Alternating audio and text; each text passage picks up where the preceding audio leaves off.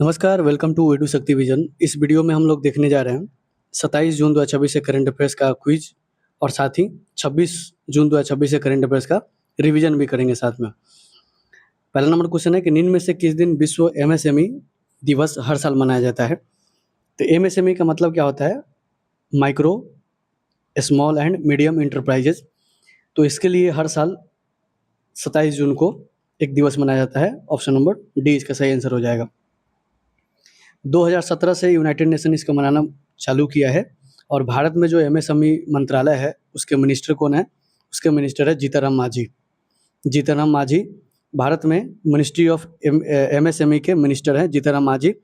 2017 से इस दिन को मनाया जाता है और एमएसएमई का फुल फॉर्म क्या होता है? Micro, small and medium enterprises.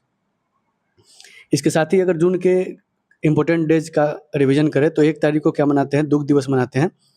2 तारीख को तेलंगाना का स्थापना दिवस मनाया जाता है। 3 तारीख को विश्व बाईसाइकिल दिवस मनाया जाता है। 5 को विश्व पर्यावरण दिवस मनाया जाता है। 7 को खाद्य सुरक्षा दिवस मनाया जाता है। 8 को क्या मनाया जाता है? 8 को वर्ल्ड ओशियन डे, महासागर दिवस मनाया जाता है। 12 को बाल श्रम निषेध दिवस मनाया जाता है। 14 को रक्तदाता दिवस मनाया जाता है। 20 को विश्व शरणार्थी दिवस मनाया जाता है। 20 को 21 को अंतर्राष्ट्रीय योग दिवस मनाया जाता है और 23 को क्या मनाया जाता है? अंतर्राष्ट्रीय ओलंपिक दिवस। अगला नंबर क्वेश्चन पे आते हैं। दूसरा नंबर क्वेश्चन कि अक्टूबर 2026 में अबी अहमद को किस देश का प्रधानमंत्री नियुक्त किया गया है? तो अबी अहमद जो है 2018 से प्रधानमंत्री के पद पर बने हुए हैं। 2026 में फिर से इन्होंने चुनाव जीता है। कहाँ का? ये जीता है इथोपिया का। Option number C. 2018 से ये प्रेजेंट है और 2019 में इनको मिला था नोबल पीस प्राइज और अभी हाल ही में जो 2025 वाला नोबल पीस प्राइज दिया गया उसको किसको दिया जाएगा? मारिया कोरिना को। मारिया कोरिना को दिया गया था 2025 वाला, जो कि वेनेजुएला से संबंधित है। और अबी अहमद जो कि इथोपिया के 2018 से प्रधानमंत्री के पद पर बने हुए हैं, इनको 2019 में नोबल पीस प्राइज मिला हुआ था। अगला क्वेश्चन पे आते हैं। तीसरा नंबर क्वेश्चन कि निम्न में से किस शहर में 12वीं भारतीय यूरोपीय यूनियन मानवाधिकार बैठक का आयोजन किया गया? तो भारत और यूरोपीय यूनियन का 12वीं मानवाधिकार बैठक कहाँ पे आयोजित किया गया? ये किया गया न्यू दिल्ली में। Option number B. चौथा नंबर क्वेश्चन है संस्कृति रत्न भंडार। संस्कृति रत्न भंडार भवाया इतिवृत्त नामक एक किताब है जिनको डॉक्टर जयंत कुमार रॉय ने किसके साथ मिलकर लिखा है? तो इसको मिलकर लिखा है संगीता रॉय। संगीता रॉय और डॉक्टर जयंत कुमार रॉय ने मिलकर एक पुस्तक लिखा है जिसका नाम है संस्कृति रत्न भंडार भवाया इतिवृत्त। 5वां नंबर क्वेश्चन है कितने देश ने वाशिंगटन डीसी में आयोजित दूसरे पैक्स सिलिका समिट 2026 में एआई अवसर पर संयुक्त बयान पर हस्ताक्षर किया है? तो एआई अवसर पर संयुक्त बयान पर हस्ताक्षर कितने कंट्री मिलकर किया है? किसमें? जो कि वाशिंगटन डीसी में आयोजित हो रहा था दूसरा पैक्स सिलिका समिट 2026 में। तो ये किया है 35 कंट्री ने मिलकर। Option number D. छठा नंबर क्वेश्चन है कि हाल ही में चर्चित राजौलीवाड़ा डाइवर्जन परियोजना, राजौलीवाड़ा डाइवर्जन परियोजना किस नदी पर बनाया गया है? ये बनाया गया तुंगभद्रा नदी पे। तुंगभद्रा नदी जो है ये कावेरी नदी का सहायक नदी है, कृष्णा नदी का सहायक नदी है और इसी के किनारे हम्पी बसा हुआ है।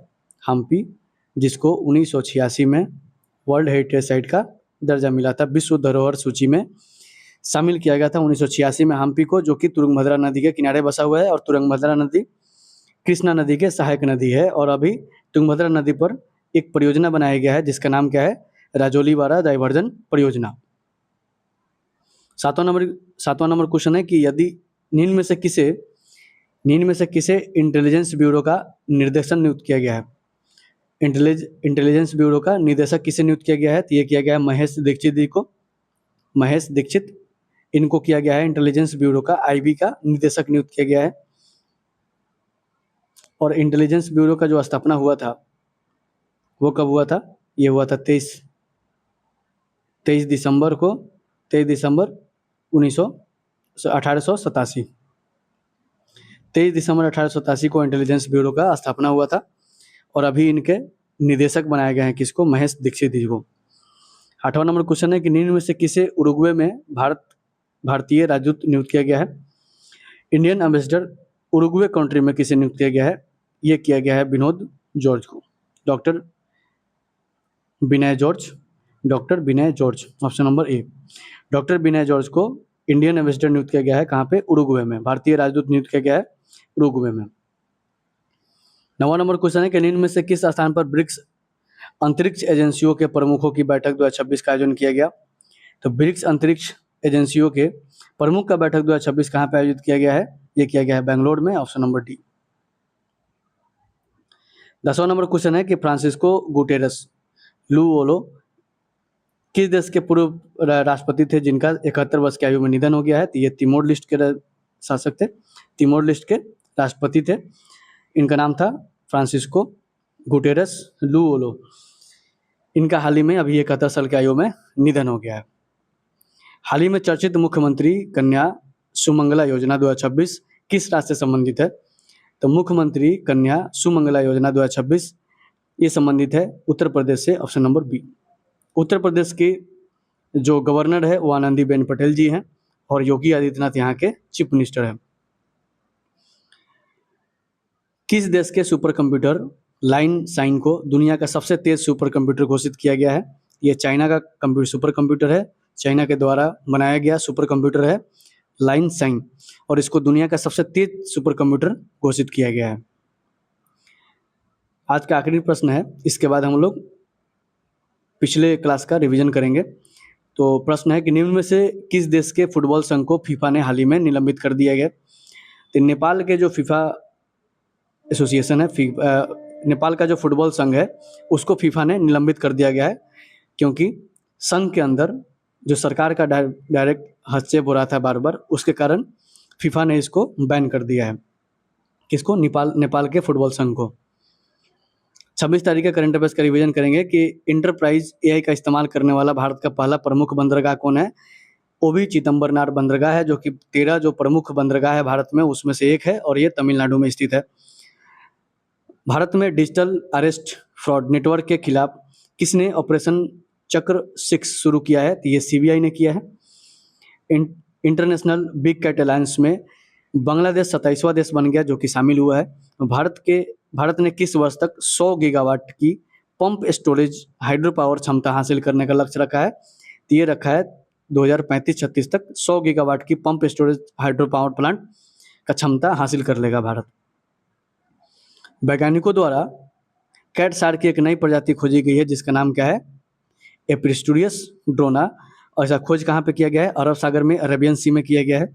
भारत का कौन सा एयरपोर्ट दुनिया का तीसरा सबसे परिवार अनुकूल एयरपोर्ट बन गया है? तो यह है केम्पागोरा, और केम्पागोरा अंतर्राष्ट्रीय हवाई अड्डा है कहाँ पे? यह है बेंगलोर में।